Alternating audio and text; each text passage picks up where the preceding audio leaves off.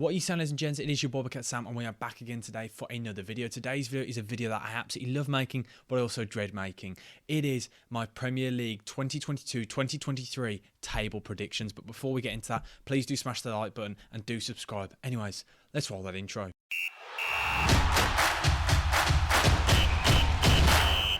In 20th place then, I believe, will be Bournemouth, and I look at this squad and I still think it's a championship squad. Yes, they've made a few signings, but nothing as of note that I believe is really going to help Bournemouth. Let's be honest, I think the squad isn't good enough, and I don't think Scott Parker is a Premier League manager. Then in 19th place, I believe, will be Fulham. Again, when you look at the squad, it's similar to the Bournemouth situation. I just simply don't think it's good enough, and I don't think Marco Silva, again, is a Premier League manager. He's never done it in the Premier League. He's always failed. He failed at Watford in the end. He failed at Everton, and I think he's going to fail at Fulham and probably get the sack before Christmas. And in the final relegation spot, this one's a little bit more controversial. In 18th spot, I believe, will be Wolverhampton Wanderers, and I look at that squad, and I do really worry for them. Without Jimenez for the first 8 games, they haven't got a goal scorer at the club. They've got Hwang, who really struggled. Not only that, potentially with Ruben Neves going out the door, Martinez getting older, there's no depth in the squad. They've not invested, literally not invested at all, so I do worry for them, and I think they're going to get relegated this season. 17th place now, just about missing out on relegation, I believe, will be Southampton. When you look at the squad again, it's a young squad. It's a squad that I've never been in a situation like this. A lot of new faces, and I really don't trust Hasenhüttl, but I think they're better than the 3 sides to get relegated. Then in 16th place, a side that at one point showed relegation form, and then they got in Eriksson, I believe will be Brentford.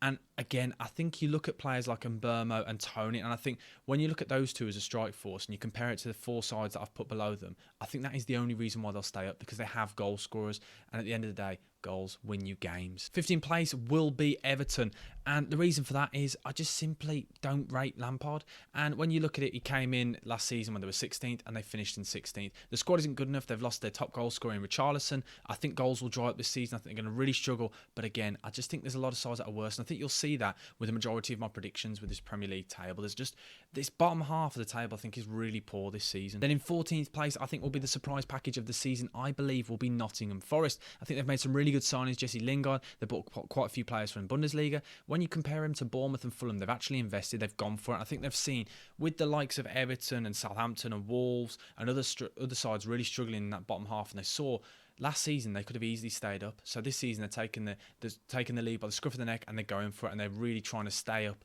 and cement themselves as a Premier League side. 13th place, I think, will be Brighton. And the reason for that is I think because the loss of Basuma is such a big loss. And not only that, I think they really overachieved last season, and losing arguably their best player to then try and sustain the same position as last year, I think is unrealistic. So I'm going to go with Brighton. 12th place will be Leeds, in my opinion, and a lot of people are predicting them to go down. I don't get it. I think Jesse Marsch has made some really, really good signings, and you saw when he came in at the end of the season, they're playing a really good style of play, aggressive, high-pressure football, and they've signed a lot of well-renowned European stars, let's be honest, and I think they're going to do really well, invested really well this season. 11th place now will be Aston Villa, a better season than last, but I think Steven Gerrard is under a lot of pressure to really push on with his squad because they've invested highly and they've really backed him, so he really needs to push on this season. But I think 11th place is a respectful finish, but I really think Aston Villa, with the amount they should be spending, the amount they have been spending, so I think they really should be pushing into that top 10, but I just don't think they're there yet. I don't think the squad is good enough still. 10th place now, I think, will be Leicester City, and this is a poor season if they do finish in 10th compared to seasons before, but I think a lot of it's down to Vardy getting older. Not only that, with Tielemans wanting out the door, Fofana linked with Chelsea, Schmeichel off to Nice, I think they're losing a lot of the structure, a lot of that.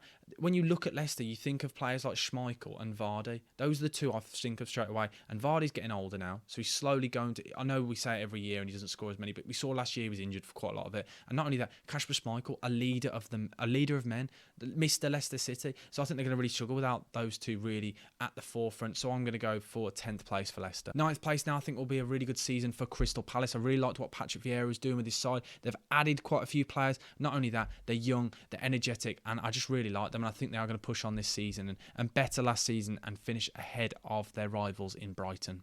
Now to the top 8, to the real juicy part, that the bit that everyone is ready for. But before we do that, please do smash the like button and do subscribe. 8th place, I think, will be Newcastle. I think they've made some really good additions. I know a lot of people said, oh, they're not spending big, they're not buying these superstars. No, they're buying good players. Botman is an absolutely unreal player. I watched him play against PSG last season. I went to Lille and he was absolutely awesome. And the fact that they're signing players like that, and Nick Pope, they're getting a really good squad together. I think they're one signing away from the top 6 potentially, or the top 7. Maybe just somebody to put on the right instead of Almiron. 7th place now, I think, will be Manchester United. I think they're going to struggle this season. Personally, I think this will be their lowest position in such a long time. And you look at the squad, I just simply don't think it's good enough. Man for man, it's really not. It's a bottom half of the table side. But I do think Erik ten Hag is a good manager, and he will get a tune out of some of the players. But I just simply don't think the side is good enough, and that is why I don't think they can get into the top 6. 6th place, yes, you heard me. I think will be West Ham, and I think what they've done here is not only have they retained Declan Rice, they've actually added to this squad,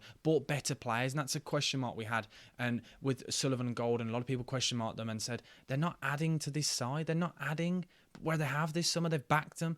I really think they're going to push on, and with a lesser European competition, so there'll be less harder games in the week. They can use the depth of the squad to their advantage, and I honestly think they're going to break into the top 6 this season. 5th place now, I think, will be Arsenal, just missing out on the Champions League spots, and the reason for that, and a lot of people are tipping them to potentially be title challengers. I think they're going to have a good season, but I think they're just going to be hindered with the fact that the depth of their squad is simply still not there. Yes, they've got a few good players now, and they've signed some really good players in Zinchenko and Gabriel Jesus, but you've got to remember last season they didn't have any European football, whereas this season they're going to be playing twice a week, and I think that will really hinder them as the season goes on. But I do think it's going to be a great season. I think they'll be very, very close again to that top 4, just a few more signings away for me. 4th place now, I think, will be Chelsea. I think Chelsea will fall down a spot from the previous season. I think a lot of that is down to a lot of the changes in structure. But the thing is, I look at Chelsea, and they always seem to do it, don't they? And I don't know. I know it's not a great analysis, but they always seem to just to be about there. And they're going to sign players. Todd Bowley is still linked with many players. And I think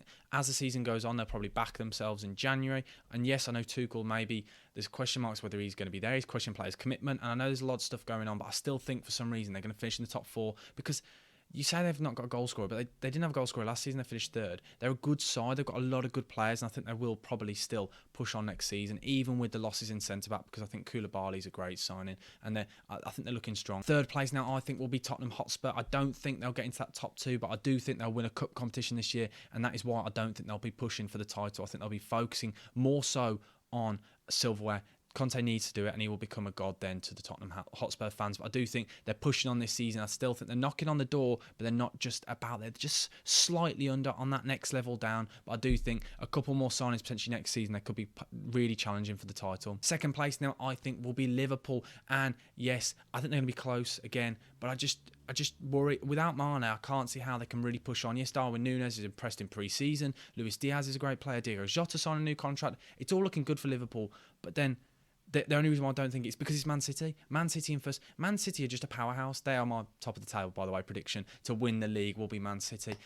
They're just so good. The strength in numbers and the depth of the squad is just simply so good. And that's why I don't think Liverpool are going to struggle this season. I think they're going to have a great season again, but I just think Man City just will be so good and so clear again. But that is my full table predictions. In 20th place, Bournemouth, 19th Fulham, 18th Wolves, 17th Southampton, 16th Brentford, 15th Everton, 14th Forest, 13th Brighton, 12th Leeds, 11th Villa, 10th Leicester, 9th Palace, 8th Newcastle, 7th Man United, 6th West Ham, 5th Arsenal, 4th Chelsea, 3rd Spurs, 2nd Liverpool, and 1st Man City. Let me know yours in the comment section down below. Please do smash the like button and do subscribe if you haven't already. Hopefully you've enjoyed the video.